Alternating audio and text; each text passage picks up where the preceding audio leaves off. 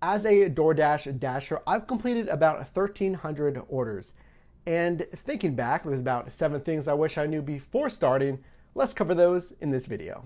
Number 1, when you're driving on per delivery bonuses, the peak pay bonuses, you don't have to accept every single promo order. Yes, you're going to be getting the $2, the $3, maybe $4+ per delivery bonus, but also don't forget things like the miles. If the order doesn't make sense, even with the bonus, ignore it. Just like when rejecting a standard order that doesn't make sense numbers-wise. Let's say the pay doesn't make sense, the dollars to mile ratio, ignore it, and you'll find, just like regular orders, you'll see a much better promo order coming through. Number 2, I've said this before, this is certainly my opinion, but delivering downtown with a vehicle isn't worth it. Now, yes, it depends on tons of factors, what kind of vehicle you have, and ultimately the marketplace. Is it a small market, a medium, or a super dense marketplace? So for some context, I deliver here in San Diego, certainly a medium, larger marketplace. Start thinking about the parking downtown, especially during the day. Really any time where it's going to be decently busy downtown, you're going to have to navigate those parking spots. And something you really never want to do when you're doing delivery is paying for parking. And really, regardless of the pay bonuses, it doesn't matter if they're doing $5, $6 extra per delivery. In my opinion, it's not worth it for me. I'm not going downtown. Number 3, especially if you're new, never, ever, never, in my opinion, deliver without your hot and cold bag. So I've actually had this scenario happen. Let's just say you misplace it. You forget it, right?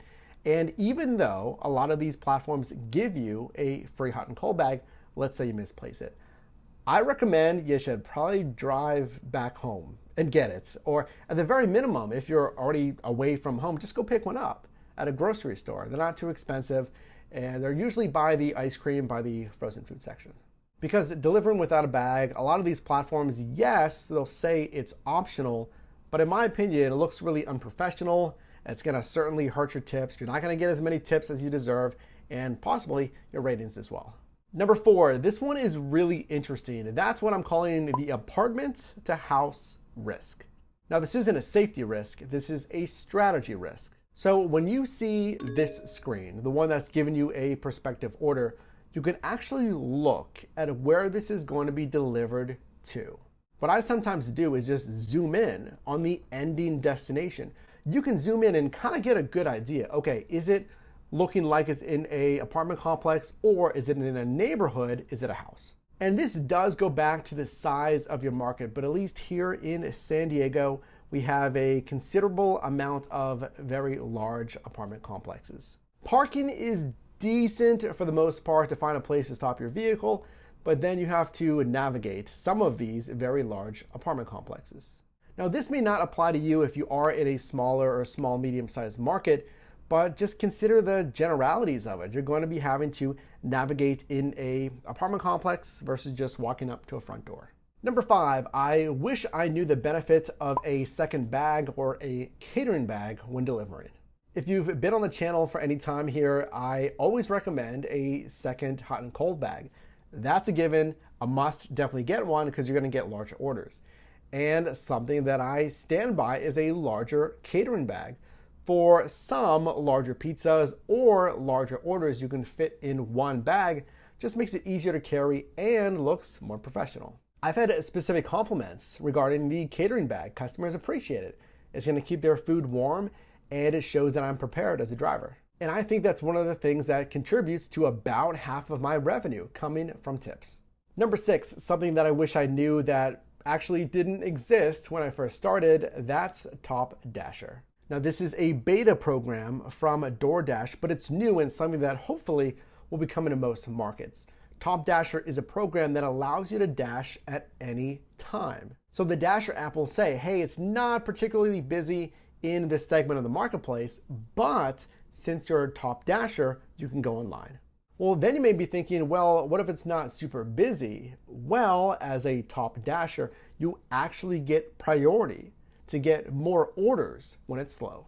Now, there is certain thresholds you have to hit every single month to get that Top Dasher status. and I'll put more information linked down below in the description. And number 7, something that I wish I knew before I started DoorDash is understanding that the different segments of your marketplace pretty much perform wildly different than each other. Just to pull some direct examples from here in San Diego, the downtown market's going to perform vastly different than here in the Mission Valley segment, which is going to perform different and have different demand than the beach areas in Pacific Beach. And as you drive in the different segments of your marketplace, you're going to have to understand this and say, okay, there's a certain type of clientele in this segment. Maybe it's the college students, right? Or this segment has more homes typically. So I know, well, it should be pretty easy to deliver. There's less apartment complexes. Versus a tourist area, arts area. Again, that's kind of Pacific Beach here, one of the tourist areas, the beach areas here in San Diego. I know that parking is very tough there. Typically, there's going to be a lot of foot traffic, a lot of people out and about, and a lot of tightly packed restaurants as well. Now, that's going to come with experience, but you can do your own research as well, just understanding your marketplace. You can say, okay, hey, here's the entertainment area. And I know it's going to be super slammed later in the evening. There's going to be events, what have you. Or maybe a more rural area that is actually surprisingly still busy, even though it's not as dense as, let's say, downtown or some of those other areas. So I hope these tips helped you out, especially if you're new to the delivery space with DoorDash. And if you are a Dasher or really anyone in this gig economy, make sure to check out the first link in my description. That is from my Amazon storefront for the very best accessories for your side hustle. You can click or tap the screen right now for my most recent video, as well as a video recommended for you, and I'll see you in the next one.